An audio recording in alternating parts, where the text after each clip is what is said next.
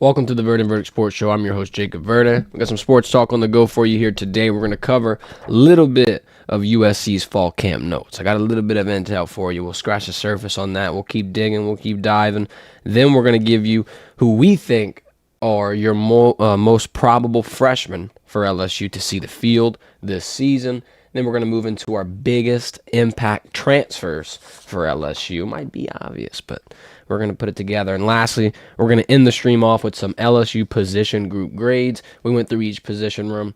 We gave them a grade. We were generous. LSU report cards are coming out, and we're going to be the ones signing them, sending them, and hopefully delivering a positive message to the fans. But thank you for joining into the stream. We're going live every Monday, every Wednesday, every Friday at 11 a.m. We shook some things up for you this week. We went live every single day. You might get lucky throughout the rest of fall camp. We're going to give you the practice reports live. Starting again tomorrow, we'll be back on the field, back at the football ops, kind of just being a fly on the wall, just trying to blend in and let them do their thing. But we're going to more than likely take a good look at that defensive depth, whether it be D-line, DB. That's going to be our obvious. But really what I want to see is just the live speed. I kind of want to see how the quarterbacks are reacting to a potential, scrimmage if they are going to start, which I think they would. I mean, we're going to be at second day of pads, at least for us, that we've got to visualize. I'd imagine that's when they start, laying the hammer down, so to speak. But I wanted to thank y'all for joining the stream. Drop your comments, questions, concerns, anything in the chat. We'll get to them throughout the show. Without further ado, let's hop right into this USC fall camp notes. I only got 3 big takeaways. I don't want to keep it lengthy. I don't want to keep it long. We're an LSU show, but this is LSU's week 1 opponent, so I feel like it's pretty pivotal.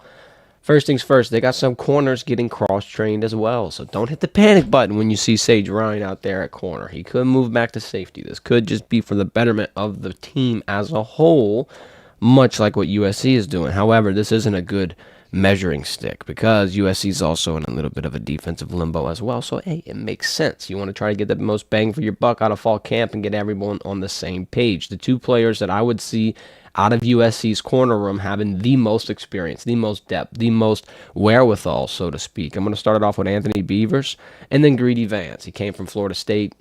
I think Vance is honestly going to be one of the tougher ones. I think this cornerback duo in general is going to be very, very interesting to combat against. You do have the wide receiver depth at LSU. You do have the big guys. You do have the big targets, the surefire hands, the pieces to move around the chessboard. But there might be a couple of times where they match your energy. That's all I'm saying. I'm not saying LSU's in for a treat. I'm just saying their cornerback room, it's up to speed. I like it. I don't think that it's horrible. I don't think that it's fantastic, best in college football. But, Greedy Vance is a pretty good player. Secondly, we're talking about wide receivers for LSU. Let's talk about wide receivers for USC. Zachariah Branch, that's a pretty common household name at this point. And then Mekhi Lemon have been the 2 standouts throughout their camp. Everyone knows Zachariah Branch. Not a lot of people know Mekhi Lemon for USC, but I think both of them have a very good chance to be able to make some noise. Last takeaway I have, Miller Moss seems to be the lead for quarterback 1. That competition is still ongoing. It's still being fielded out. I kind of feel like it's got to be Miller Moss. They had a little interview the other day with Jade Maiva, the other quarterback in the competition, and he just made a mention on how Miller has been in the scheme for so many years and how he can learn a lot from him and how he's just been trying to soak everything up. That seems like writing on the wall. That seems like he knows Miller's getting the nod. Believe Miller went to their media day as well, so all signs point to that being the quarterback. I'd imagine that's who LSU is preparing for.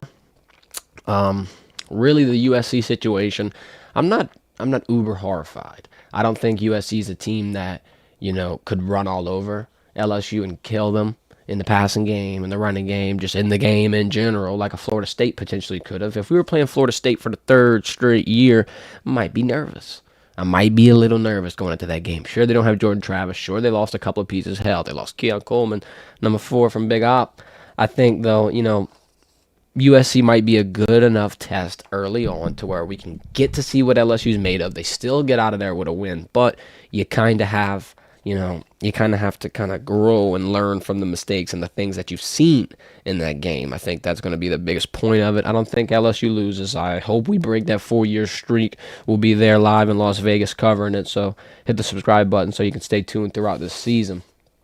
We got our guy George in the chat saying he appreciates the show. Thank you, man. Thank you. I appreciate that. Warms the heart, bro. I try my best to put on a good program out here for y'all. We're gonna keep doing it though.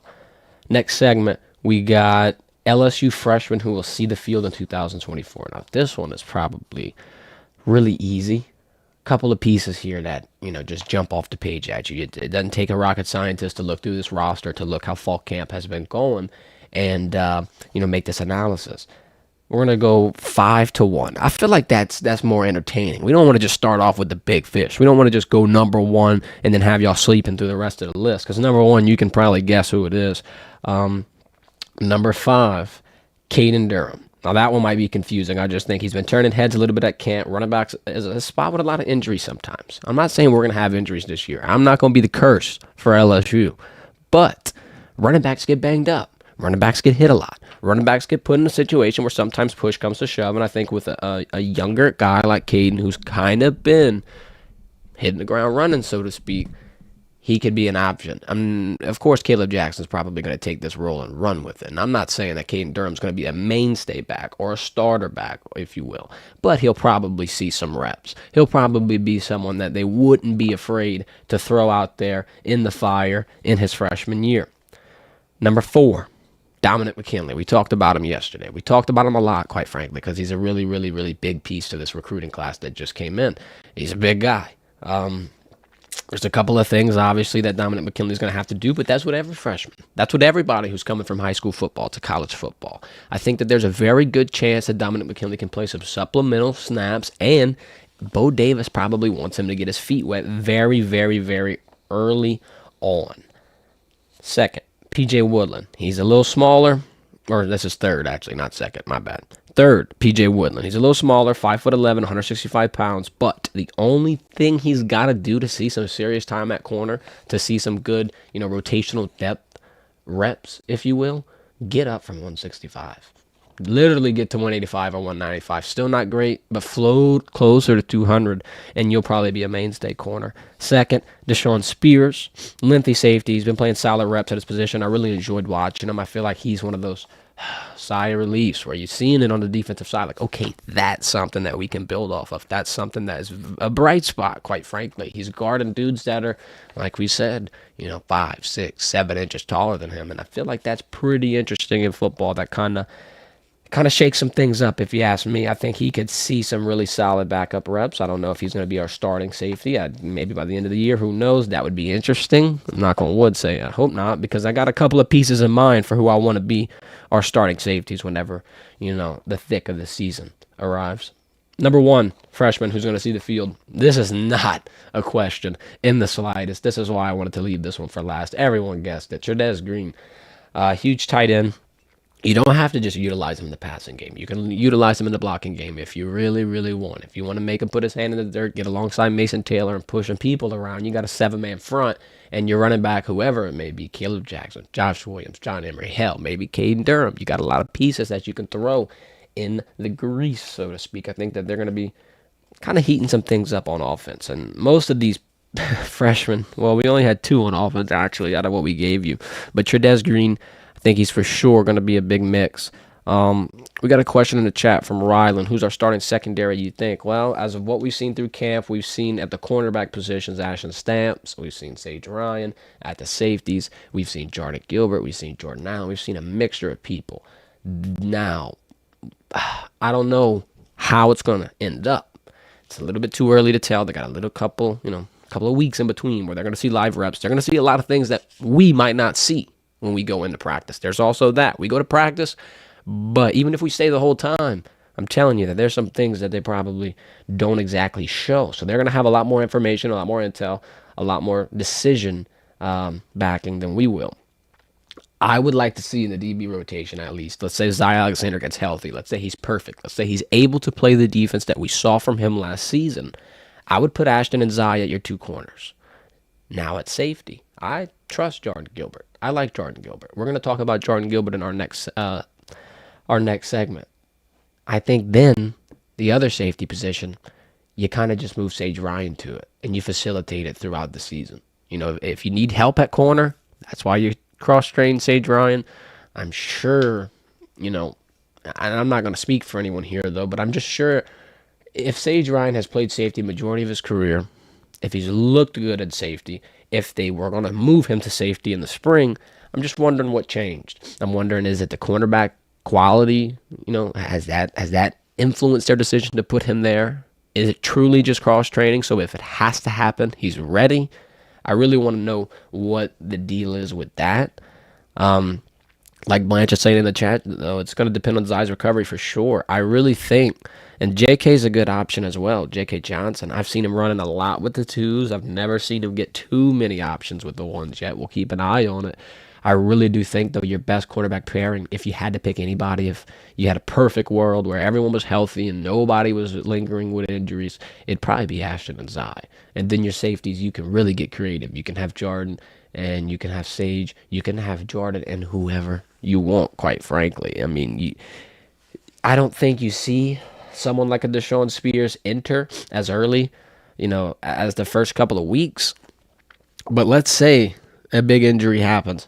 You throw Deshaun out there and he wows a couple people. Then you're not really wanting that of safety anymore because both of those positions are locked up here, which I think is very interesting. But I don't see a world where Sage Ryan gets off the field. I think you're really just going to have to find where he's best at. And it could be safety. Could be cornerback. Only time will tell. It'll be an interesting situation. Moving into our next segment, big impact transfers for LSU. There's been a couple of pieces that have moved to Baton Rouge. There's been a couple of pieces that, quite frankly, not a lot of people are thrilled that that's all we got. A lot of people are wondering why Brian Kelly didn't hit the portal hard enough. Why didn't he go get this? Why didn't he go get that? Well, I think we got some pieces that are going to be able to make some noise. And I think that they've implemented these pieces into the squad well enough where, quite frankly, all five of them will probably have a huge impact. But let's go. Let's rank them. Let's rank them through five like we did the freshmen. Let's start with five. Xavier Thomas. I think he could be a big weapon on offense. I think he's going to be playing a lot of returner. I think he's a good option, though. I mean, you're just really going to have to see him get healthy as well. It's similar to Zay Alexander, where, I mean, this dude, Zay's banged up with a hamstring. It's kind of finicky. We talk about it all the time about hamstring injuries. I mean, this is the most finicky injury that you could possibly get just simply because you're running, you're irritating it. It's a soft tissue. You stretch it the wrong way, and you're aggravated for 2 weeks.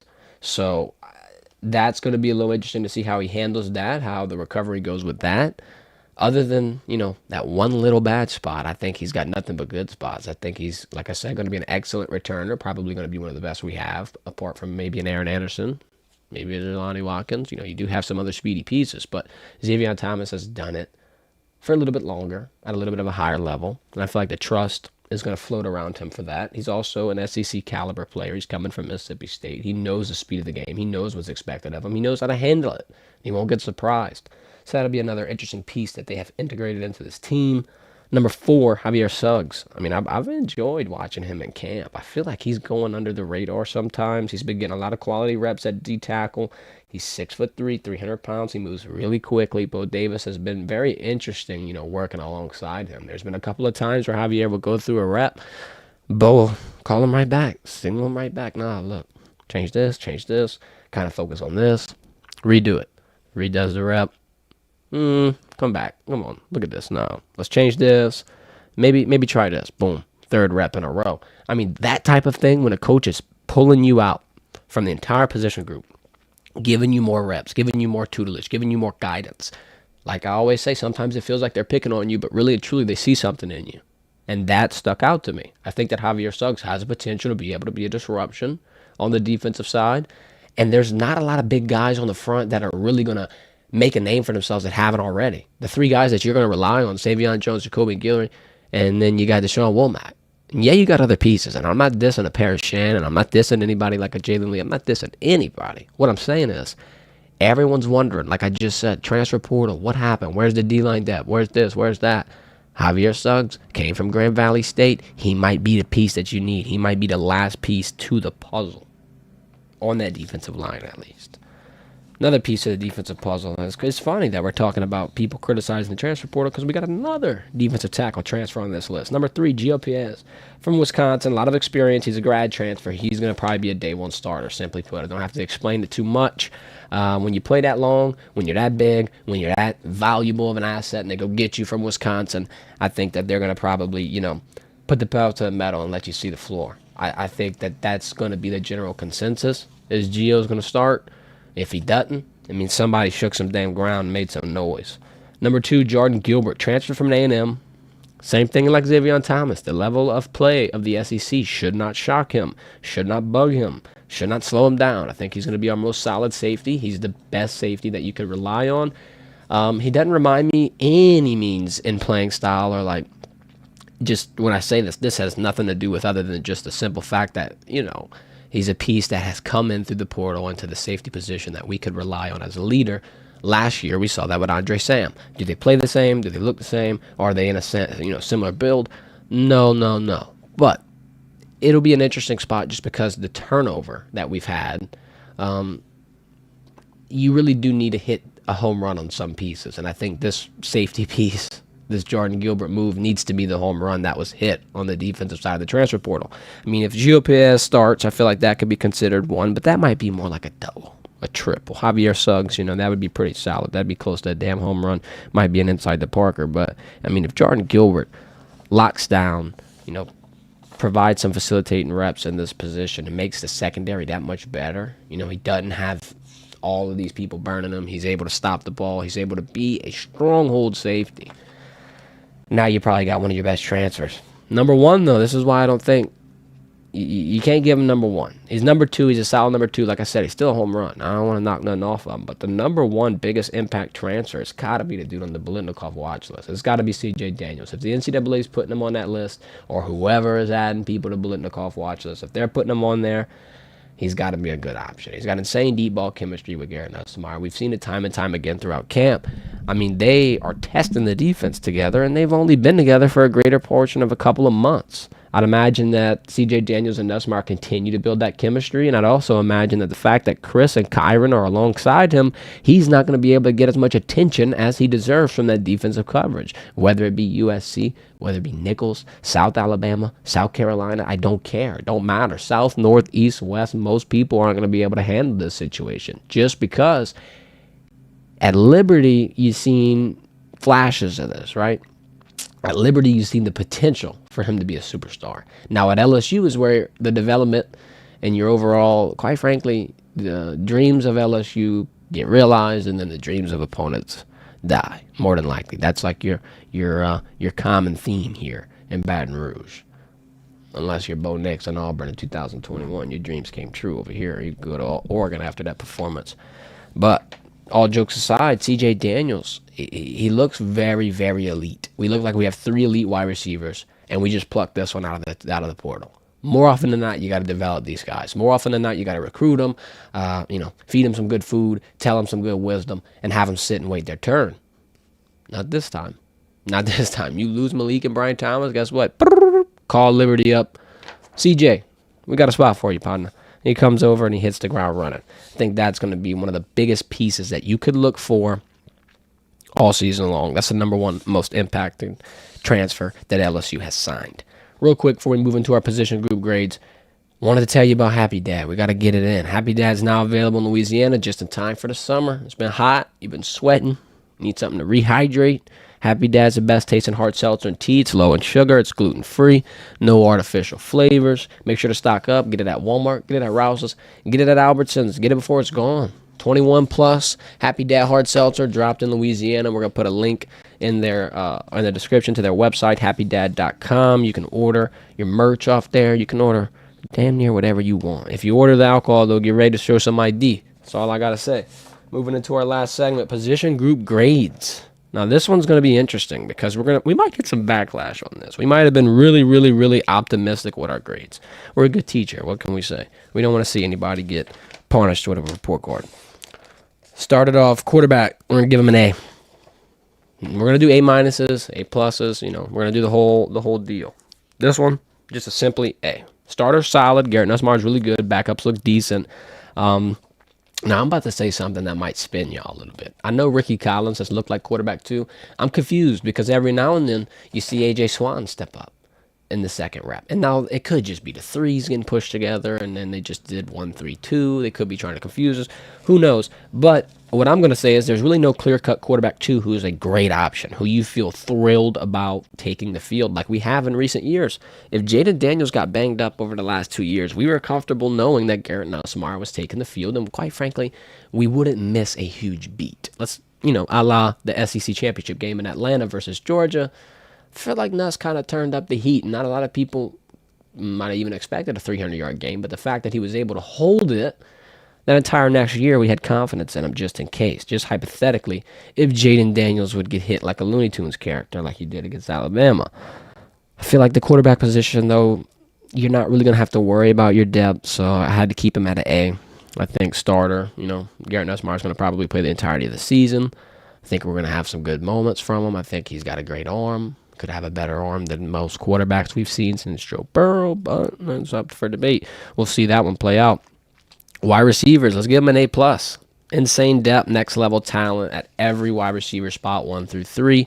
Wide receiver 1, Kyron Lacy, I could see him playing on Sundays in the NFL as of next year. Chris Hilton, same thing. Wide receiver 2, I believe he's got the capabilities to be that of a Brian Thomas Jr., who signed a very nice contract and got drafted first round.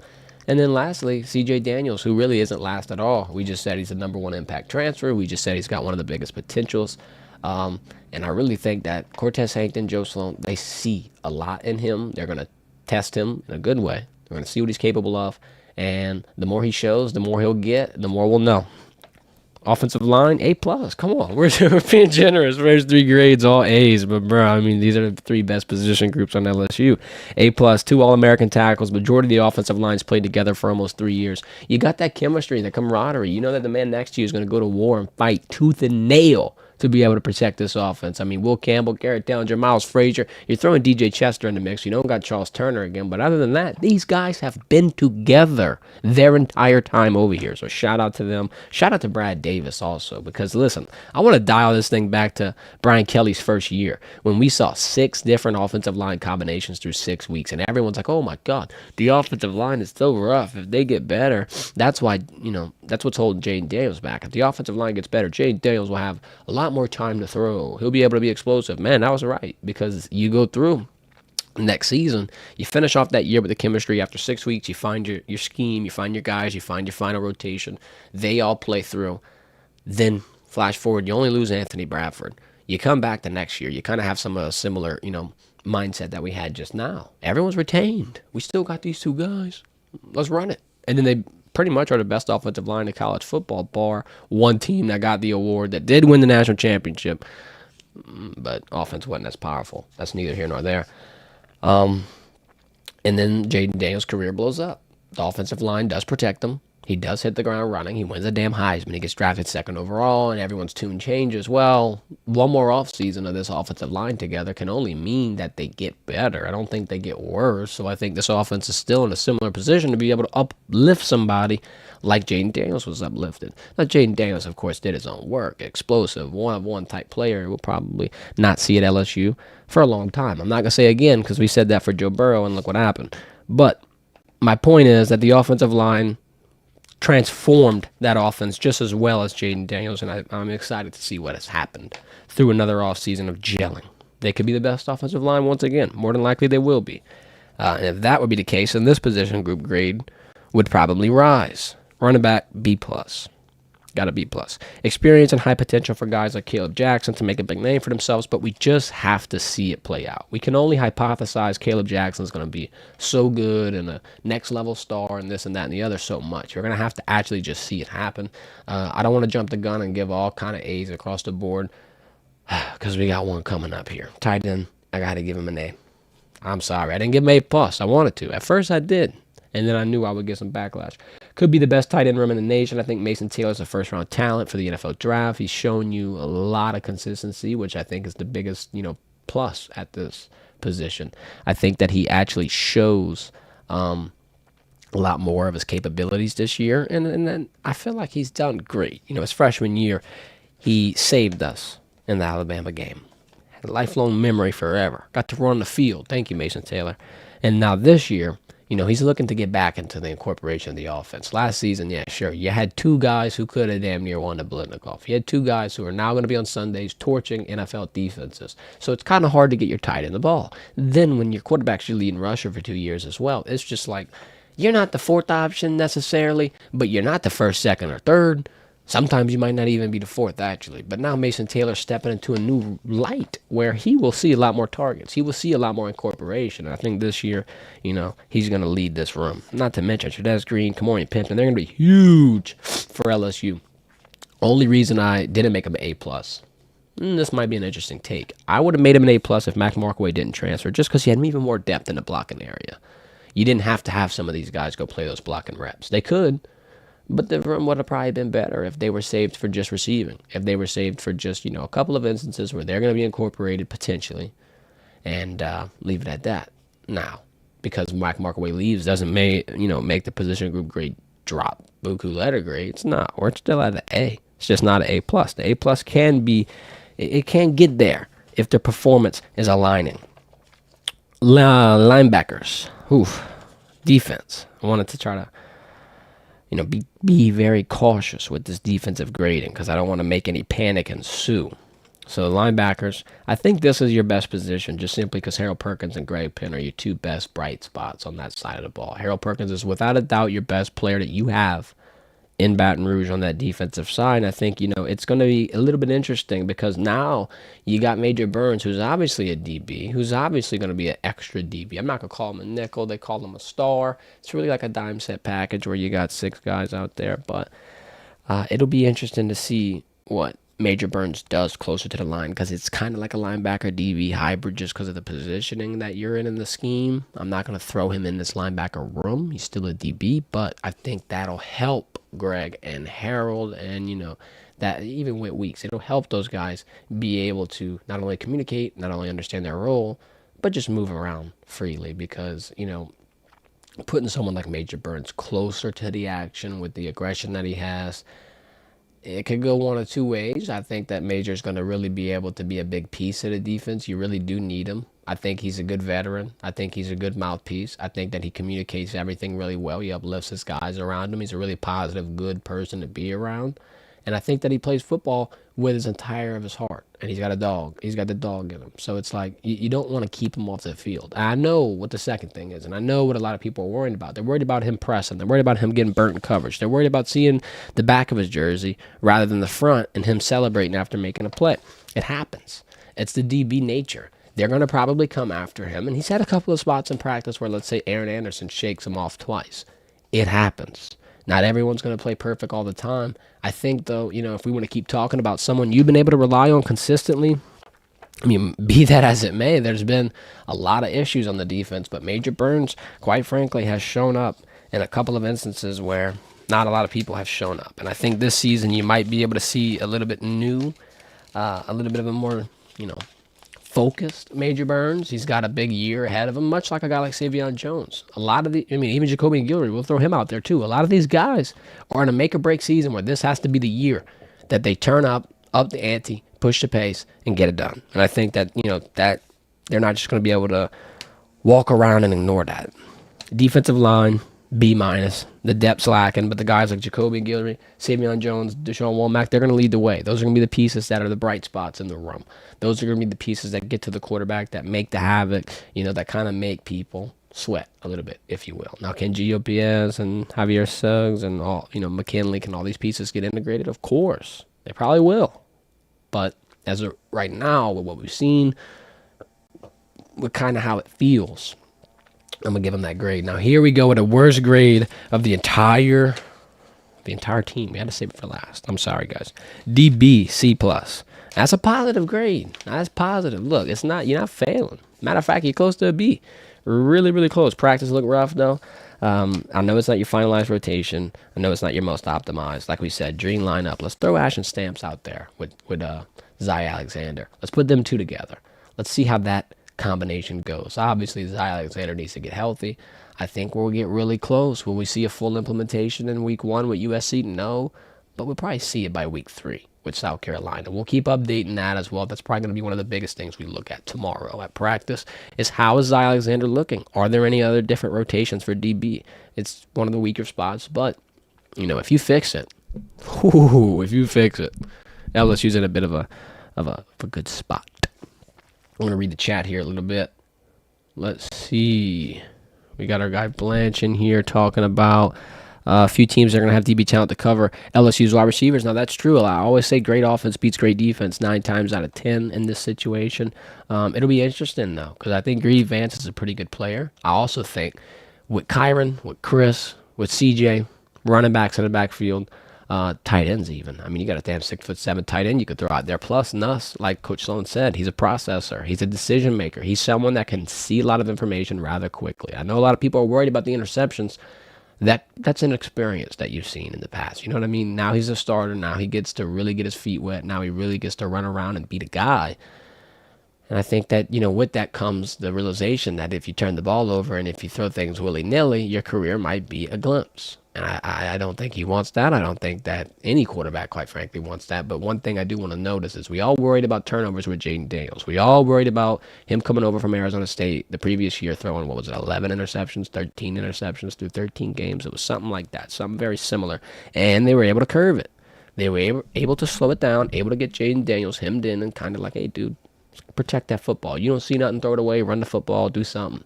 Don't force it. Might be a similar aspect here. I don't think Garrett Nussmeier, Mr. Arm Slinger, is just going to, throw piss missiles down the field to double coverage. But I do think that he's going to be able to fine-tune some things. And with that, with the respect that he's going to garner, it'll make the running game open up that much more. And with the running game being successful, now you got different aspects like a play action or, different facets of the offense that Joe Sloan can really utilize. One of the biggest things we've seen change is obviously you're not going to see RPOs, quarterback design runs, things like that. What you will see is a lot more short field passing, a lot more drags, a lot more screens, a lot more getting these guys open quicker so Nuss doesn't have to look down the field over and over and over and over and over. He can just dump something, let his guys shake it in the short field.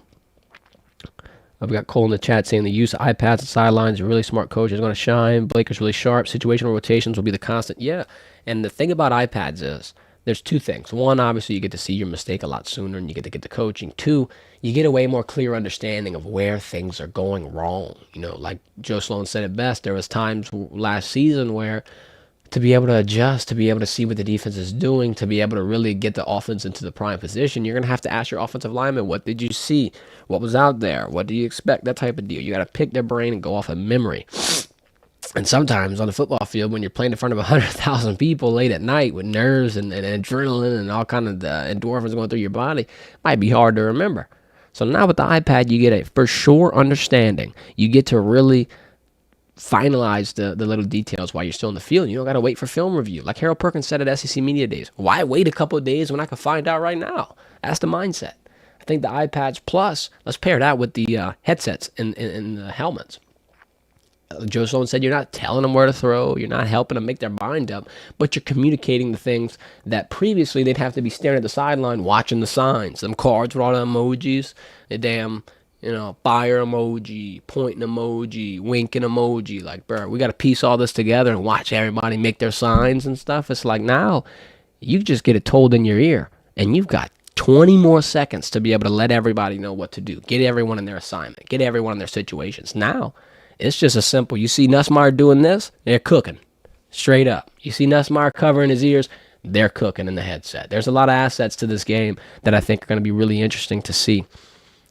I appreciate everybody for joining the stream. I think we're about to wrap it up. We got almost a record, 50 people watching. Appreciate all y'all. Hit the thumbs up before y'all hop out. Hit the subscribe button. Join us again tomorrow. I'll be going live again. That'll be 6 lives through about 6 days. It'll be 7 when it's all said and done. We'll be covering LSU football practice tomorrow. We'll have some practice highlights out for you. We'll keep up, doing how we normally do it. We'll go live while the practice highlights are uploading. Hopefully Cox Wi-Fi is on our side. Y'all comment what you want to see from practice. I'm going to be listening to the comments, reading the comments, breaking them down, trying to get y'all what y'all want. Trying to get y'all that inside look at LSU football as we rapidly approach the USC game that we will be going cover.